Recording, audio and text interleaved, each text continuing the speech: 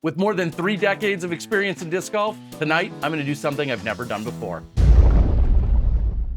I'm the Disc Golf Guy, and this is my video blog. I've been to PDGA majors, I've been to more than 45 world championships, I've hosted majors, I've sold thousands of discs, designed courses, and even won a few tournaments.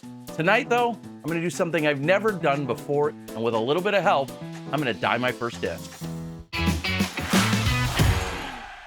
As I said, I'm gonna need help with this project. Just like that, he shows up. This is Dave Grinsell from the Disc Golf Dyers Guild.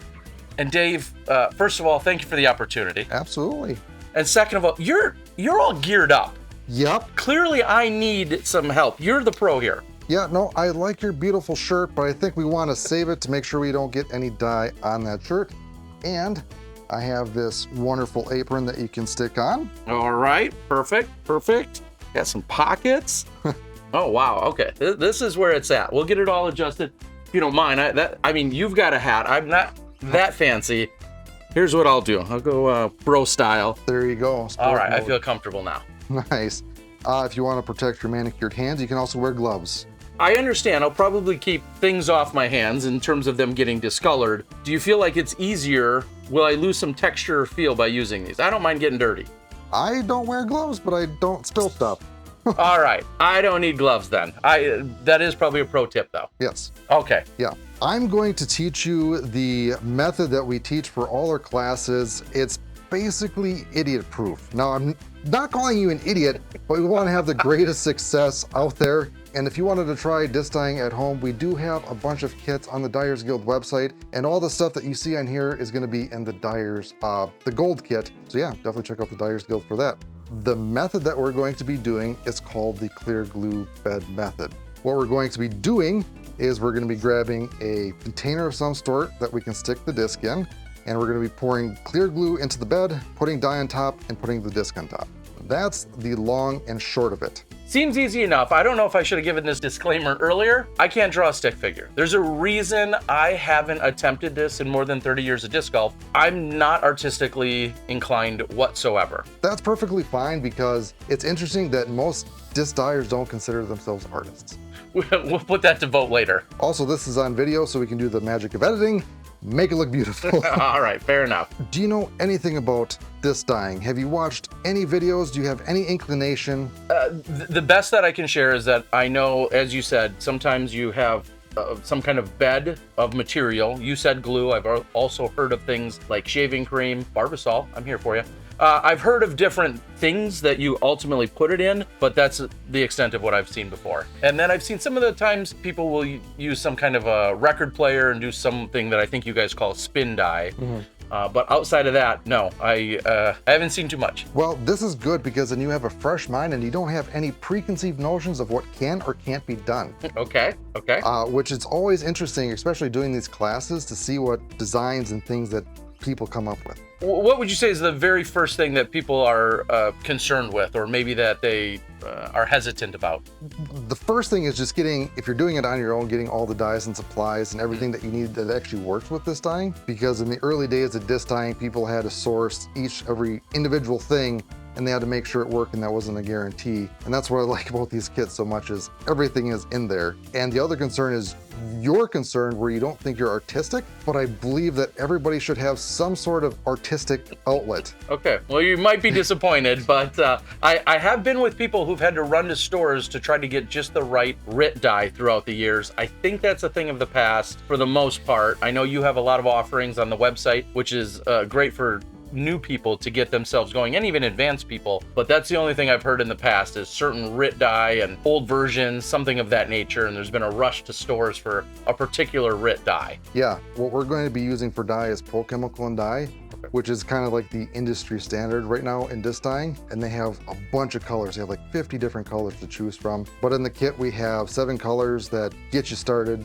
Before I start and explain how we're going to do this, I'm going to explain a little bit how dyeing actually works. Dyeing actually permeates the disc. It's not like paint. It doesn't add any visible thickness to the disc, and it is PDGA legal, and there's various methods and techniques to do that. And again, we're going to be doing the clear glue bed method. The clear glue bed method, like I think I mentioned earlier before, is we're gonna pour the clear glue into the bed. Then we have dye mixtures. The dye comes in powdered form, but we mix it with various things. And this mixture is an acetone-based mixture. We're gonna take a pipette and drop it onto the bed. The acetone actually evaporates, just leaving the dye. Then you put the disc on top and it sandwiches the dye in between and magic happens. Another thing is you wanna make sure you have dyeable discs because there's certain plastic that dye better than others, and we do have a dye acceptability chart on the website. For all intents and purposes, star-like plastic or anything that is glossy and smooth typically takes dye well.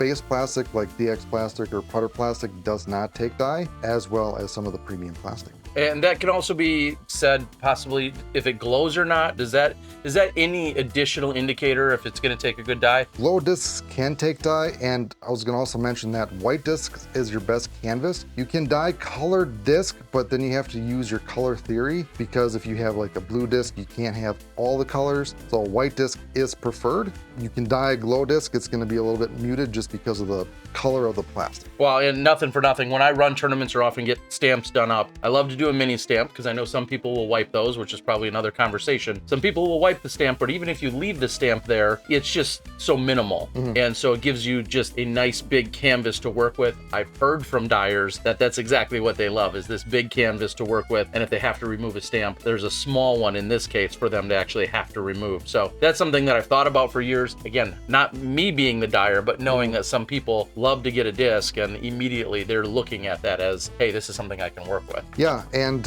we have a whole bunch of videos of how to wipe stamps. Depending on what you do, if you're like doing a stencil dye where you're applying vinyl to a stamp that you wiped and the stamp was like really embossed, that can be a pain in the butt in itself because there's just so many crevices that you have to make sure that you don't get any bleeds. But in this instance, we're gonna keep your stamp.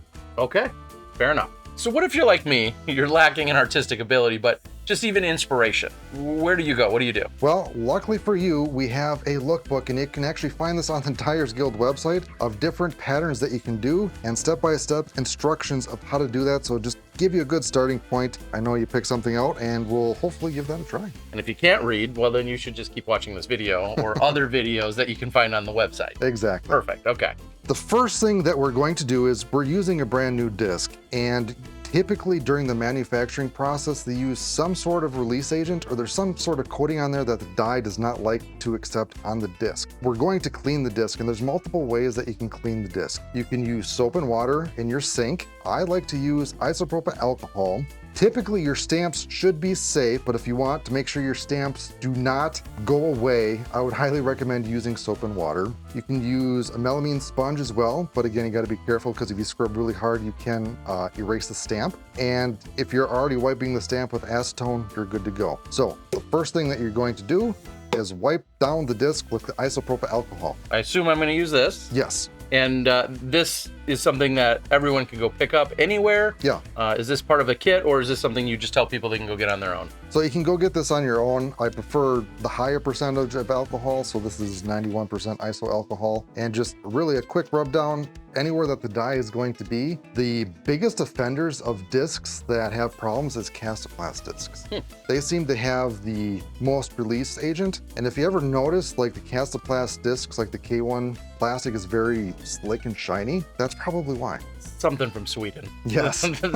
they're doing something Swedish over there that is affecting it, I'm guessing. Yeah. All right, so just a basic rub down, kind of like that. Does it need to be any more in depth? Nope, just again, anywhere that dye is going to be. Will it be obvious if I didn't do a good job of wiping it down? Will it be obvious later that I missed a spot? Kind of like when when you miss a spot in applying some suntan lotion, it's like, oh yeah, look at that blotch. Potentially. Okay. Again, it depends how bad the release agent or whatever coating is on there. I've seen fingerprints sometimes can mess that up. All right, now you got me nervous thinking I didn't get it everywhere. And this needs to be completely then dried? I mean, we're gonna do some other steps in the meantime, and it evaporates over time, so you should be all right. I think that's as clean as it's gonna get. Awesome. The next thing that we're going to do is we're gonna line this pan with press and seal. The reason why I do that is mainly for easier cleanup, and I like to use press and seal because all you have to do is press and it just kind of self-sticks to the pan. All right. That means it become obvious that I'm not much of a cook or a baker or chef either when I don't know how to use press and seal. All right, so a little more than the pan probably. Yep. Yeah, there you go. Up. Yep. Sticky side down. That is correct. And what I like to do is I like to start from the center, then work my way out. Taking off. There you go. Something like that. Did I? Yep. Okay. Does it matter? Does it have to be? Bottom, not so much. Just make sure you get the edges nice and tight to the wall. How's that? Perfect. Then you can kind of fold over the edges to the side so they're not getting in the way. way. There you go. Beautiful. You are an expert at putting press and seal in a pan now. I mean, I think that's like a 6 out of 10. There you go. Now we're going to pick your colors. What I would recommend is picking no more than 3 colors plus black. Any more, then you can have the potential of getting brown, or you don't know your color theory and you mix colors that don't work together, you're going to get brown, unless you like brown. No, I figured as much. So the colors that we have are basically the basic colors. We have black, which is onyx. We have shamrock, which is green. We have sonic blue, which is blue. Pansy, which is purple. Dandelion, which is yellow. Creamsicle, which is orange. And blood red, that is red. I'm basic, maybe patriotic as well at the same time, but more often than not, I like blues, reds, blacks, grays, things of that nature. Like, believe it or not, I don't get real fancy or flamboyant out there when it comes to yellows and oranges and things of that nature. So I feel like blues, blacks, reds, like somewhere in that neighborhood is where I probably will operate. Gotcha. So I think we'll do blue and red and black. So now you can grab your colors, and I 3D printed this holder to not spill the dye. Ask me how I know. I was just gonna say, that sounds like a challenge for me.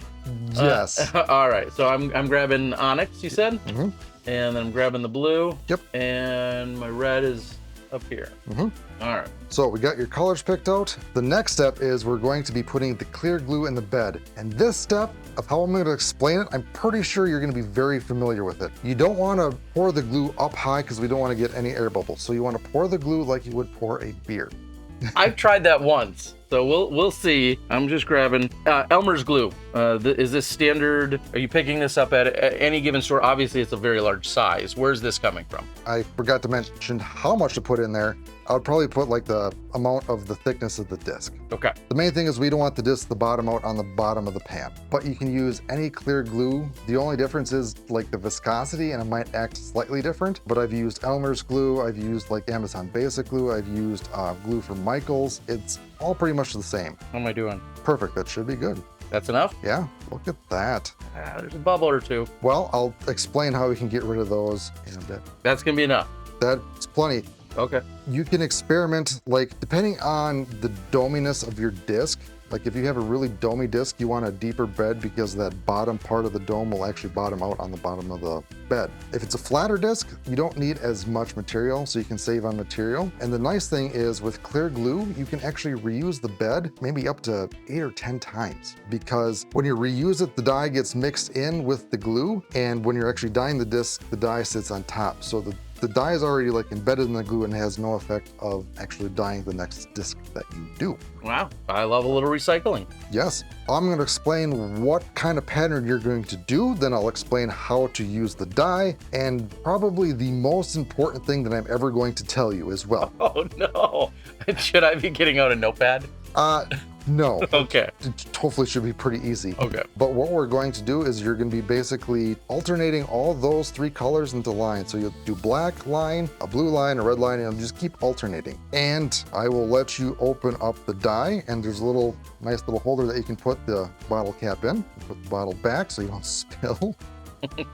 But yeah, I designed these because I had a few accidents with these bottles, and they work wonders with the classes that we do. This is why See? This is why you're wearing an apron. All right. The most important thing that I'm going to tell you that I will slap your hands if you do not do this. Okay. So we're going to be using pipettes to suck out the dye from the containers to put on the bed. You want to keep the pipette vertical. Always keep it vertical. The reason is if you have dye in there and you tip it, air gets in there, dye comes out. Ask me how I know. Had a few students kind of spilled dye everywhere, so that's the main thing. So think of it like a claw machine. So you just always want to keep it vertical. Yeah, so that was the most important thing. Okay, so keeping this vertical. Yes. And you're saying pipette? Yes, pipette. Like P-I-E-P-E-T. P-I-P-P-E-T? I don't know how to spell it. But I'm thinking I'm just trying to make sure I understand pipette or Pipette? pipette. Yeah. Like one word or two? One. Okay, pipette. Yeah. Okay, pipette. Yeah. I've never used one of these, so that's why I genuinely. Well, I guess you're not very scientific. Things we should know. I am not scientific, if that's not obvious. When you're grabbing the die, you want to grab the die from the very top, or as much as you can. You don't want to grab it from the bottom. The reason is there's extra dye sediment on the bottom of the bottle, so you don't want to suck it up or clog up your pipette. Pipette. Yes. So what you can do is you can Squeeze in? squeeze. Like a lot or a little? Well, you can figure that out in a second, because Okay. you can squeeze, and before you actually put anything on the bed, you can just drop it right back in the bottle to see how fast the drops come out. Oh, okay. So I should test. Yes. They can come out pretty quickly with those are just drops, or I'm not going to use it at that speed. No, I hope not. Okay. And I'm just going to move this disc out of the way in case Okay. any accidents happen.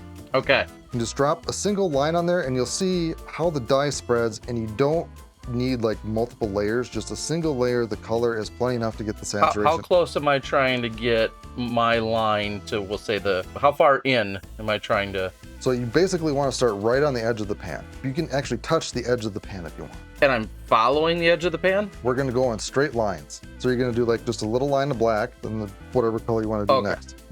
All right. I'm nervous. Oh, that's coming out.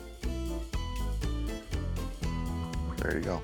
Yep, then you can just squeeze it into the bottle. Then I got a little nice holder that you can put the pipette in, and there you go. I also forgot to mention that with black, you don't need a whole lot, but I like black because it's a good separator between colors to get that contrast. And actually, I think what we'll do is we'll do a color, then black, then color, then black. Okay. So I'm gonna go red now. Okay. It essentially wants to touch that line right on the edge of the line coming down now as well, probably. Yep. Yep. And you may notice that each color acts slightly different.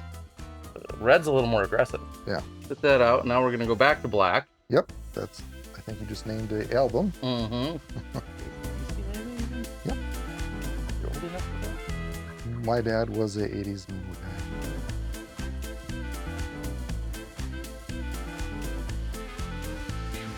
As you can see, he gets really quiet when he's concentrating. I was just gonna say, like, I already don't think I have the patience for this. All right. I mean, we are just literally just a few minutes in to the actual work of it, and maybe it's nervousness, but I don't know that I have we'll see on the finished product, but I'm not sure I have the patience for this.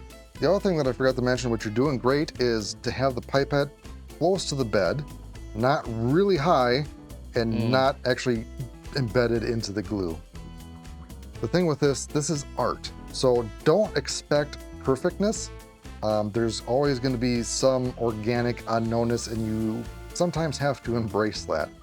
And like art, there is a technique that over time you will gain that sense of how like the color spread and just how things work and operate. So then you can kind of get your vision better onto the disc. But I'm proud of you.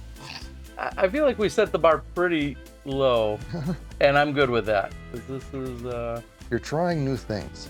That's true. Yes. Again, this is more creative than almost anything else I've done in. I don't think coloring in an adult coloring book necessarily. Well, But even that, I'm not that good at. if you don't like doing this, maybe your daughters might. That's one of them is definitely more geared for this than I am. I had my 5-year-old daughter at the time dye a disc, and if she can do it, I'm pretty confident that you can. Again, we should temper expectations to some degree, but And we've taught many kids, because yeah, we followed the Pro Tour last year. We've been to all the events last year, which was really fun. And we've taught over, I think, 500 people of how to dye a disc, and no one, as far as I know, was disappointed in what they dyed. And a lot of people were excited because they created it, so it's something that they made. So they had pride in that. So it's a little bit more special than, you know, buying a pre-made dye disc. what I notice I'm already doing is maybe it's just the way it's reacting, but it's thinner on the top, and it continues to. It's like I'm already off. I don't want to say off center, or maybe yeah. So again, this is art. And the pattern that we're going to be doing, that doesn't matter as much. Okay. So I know you're a perfectionist. No, Yeah. it's easy to tell already where I'm screwing up, is maybe the way I'm thinking about it. Looks like we're back to red. And I'm making a mess every time I'm withdrawing here. Well, so that every time I see that dot, I'll think of you. And that's another note. If you are dyeing a disc, make sure your area is not something that you value and that you don't mind getting dye on, because it will happen as much as you're careful. So if you're like in an apartment, make sure you don't dye your carpet or walls or ceiling. I can see all of that happening. Okay. Is there any glaring things that need to be fixed or adjusted at this point? And you were the bed.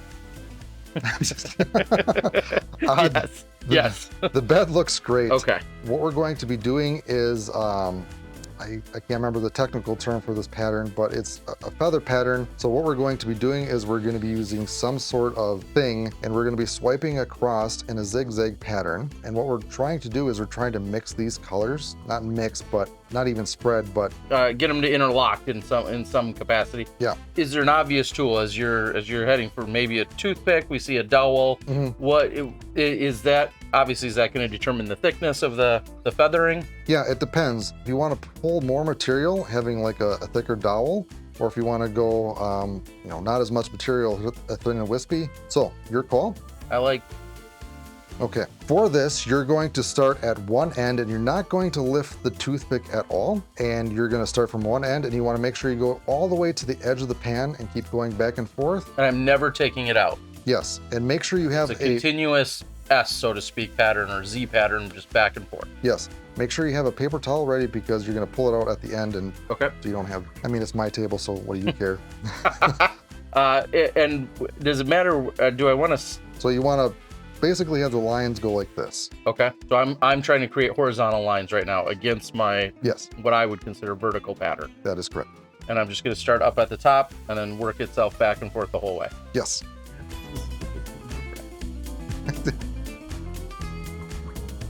And you can go a little bit deeper with the toothpick.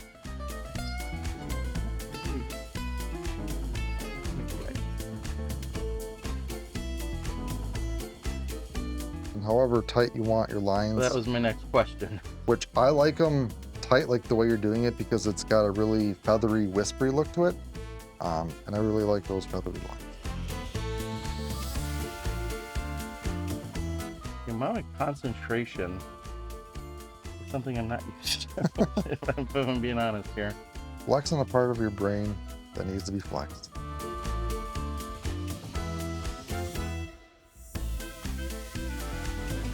So I'd be going all the way to the edge. Yep. Like essentially scraping against the side. I do feel like I'm being consistent. Yeah. Get that going for me here. Doing a great job. Quarter inch maybe is like. That looks really cool, actually. I'm not just. So let's not get ahead of ourselves here. All right. Perfect. You can wipe this one under your forehead. Is it time for another adult beverage? All right. Now you have a choice. We can add another line, except we're going to go vertically instead of horizontally to get more wispy lines, or we can keep it the way it is. Not knowing really what the finished product would look like, by adding another set, I think I want to stick with the simplicity of this one. I feel like if I add more lines, I'm just guessing it's going to give me more of a cluttered look than what I'm looking for. I don't know if clutter's the word. Chaotic look. More busy. It'll create a little bit more wispy lines. But yeah, I really like the way this currently looks. Okay, then I'm going to stick with this. Awesome. We're going to take a look at the bed to see if you introduced any air bubbles or if there is any surface air bubbles, which I don't think there is, because you did such a good job pouring it and you didn't like manhandle the toothpick like a whisk in the bed. Okay. But if there was any air bubbles, we would actually take torch to pop them on the surface. Since you're so good. Can I light that just to see what it looks like? Absolutely. What do I have? Press the little top right there. There you go. Okay. Okay, now I'm satisfied. I just wanted to try that. Okay. All right. Well, thankfully, I don't need to use that this time, Yes. is what you're saying. Okay. The final step that we're going to be doing is putting the disc in the bed. There's a few ways that you can hold the disc while you're putting it into the bed. You can grab it by your thumbs, or you can grab it by your 3 fingers, whatever is more comfortable for you. And depending on the disc, if you have a more domey disc, this isn't as important of what I'm going to tell you for the next step. But if you have a flatter disc or a concave like a Berg, which that's a whole nother thing. But with the flat disc, you want to make sure you go at a slight angle because we don't want to trap any air bubbles. Like if you had a flat disc and you plop it straight down, Sure. an air bubble could get stuck right there. Okay. So what I like to do is I like to go at a very slight angle, what I would like about that, and I basically let gravity do its work. So once it touches the bed, I just gently push, or not push it, but let it go. Yeah. Okay. I'm essentially trying to set it so it'll just be freestanding, and I'm letting it go entirely. Yes. I'm not trying to hold on to it or pull it back at any point. I'm just trying to set it in there and let it go. Yeah. The other thing, we might push it down a little bit to get the rim, but yeah. I gotta check my finger, my finger dexterity. And now, clearly, if I have a stamp in this case, I feel like with this stamp, I may even want to rotate this about 90 degrees if I want the lines to be going up and down, vertical, as opposed to going horizontally across this. Yeah. Is that fair? That is fair. I think I want this to look like that. Okay. And So- it is a semi-transparent disc, so you'll actually kind of see when it touches and the glue line go throughout. So I've never been. Now I'm more nervous than before. A few less ears would have been smart. there you go. But you can see how once it touches the glue bed, Yeah, now I just feel like I'm shaking everywhere. Drop this. okay. So we may have some air bubbles because you can kind of tell right there, yeah. right there. Okay. But other than that, you did everything I said. Okay. You may get air bubbles, and don't be disappointed if you do get air bubbles, because that's just part of the process. And I can show you after we pull out the disc of how to fix some of those so it's not as noticeable if you don't like air bubbles. All right. You basically dyed a disc. The next thing that I'm going to do is I'm going to put this in a dehydrator. So you want to use some form of heat because when you dye discs, heat is your friend. Basically, the heat opens up the plastic to let the dye absorb or suck into the plastic better. You don't necessarily need heat, but heat helps tremendously. One, for saturation, vibrate, and also speed. If you don't have heat for whatever reason, and you're doing a clear glue bed, let it sit for like 12 to 24 hours for star-like plastic. If you have heat, the dehydrator is best. You can also use a heat lamp or even a seed mat, which creates heat. And you don't want to get the disc hotter than 120 degrees Fahrenheit. Then you'll start kind of warping the flight plate and changing the characteristics on that. But I'm going to set it in the dehydrator at 120 degrees Fahrenheit for 45 minutes. Then I take it out and we'll clean it. As the kids say, let it cook. All right. And with the magic of video editing. All right. It's been in the dehydrator heater thing. I didn't dehydrate. I found myself a beverage or two, some barrel-aged stout. Some of you guys know what I'm talking about. Dave, you have officially cleaned off my disc? Yeah, so I took it out of the dehydrator, so we waited for about 45 minutes. We had a beverage or two. I may be addicted to these now. Dragon's Milk out of Michigan. If you're listening, we'll shout out some triple mash. All right, that's for another broadcast for another day, though. Yes, so it was in the dehydrator for 45 minutes. Then I cleaned it off. I basically just rinsed it under this thing to get all the glue, and around the edges there's some glue boogers, so I cleaned it all off. But I'm gonna reveal the first disc that you've ever dyed. I legitimately have not seen this. I'm excited to see your reaction. Okay, here we go. 3, 2, 1. Damn! Yeah, I'm impressed. This is cool! Yeah? Like, legitimately. Well, I don't care if you agree. That is cool. See, I get enjoyment of everybody's reaction because everybody is so proud of what they created. And I honestly really do like that design. I mean, first of all, maybe it's the lighting and professional setup that you have. It's vibrant. Like, it is very clear. It is shiny. I'm sure that has something to do with the plastic, something to do with the dyes, all that stuff. And my logo is in a sense lost in there, which I'm totally good with. But I am genuinely surprised, and I think it looks cool. Well, congratulations. You dyed your first disc. Thank you. For everyone, and I know we've been talking about various tools, various resources, the lookbook, all that other stuff. If you feel like this is a little bit of an infomercial for the Disc Golf Dyers Guild, it's because it has been on purpose. Dave lives just a few blocks from me and has been so helpful with a number of other things. And to know that your resources are available, they're online, but then also you have kits and you have guides and you have videos and you have podcasts. You have all these things that are truly a resource, so that if somebody wants to take this on for the first time or just take it and level up a couple of degrees, they can do all of that. So tell everybody, what they can find on your website. Yeah, so if you go to dyersguild.co, you can find all this. We basically want to make disc dyeing easy. So again, we have all the kits that you need to get started. And for someone, if you think you're a Terry, you can definitely dye a disc.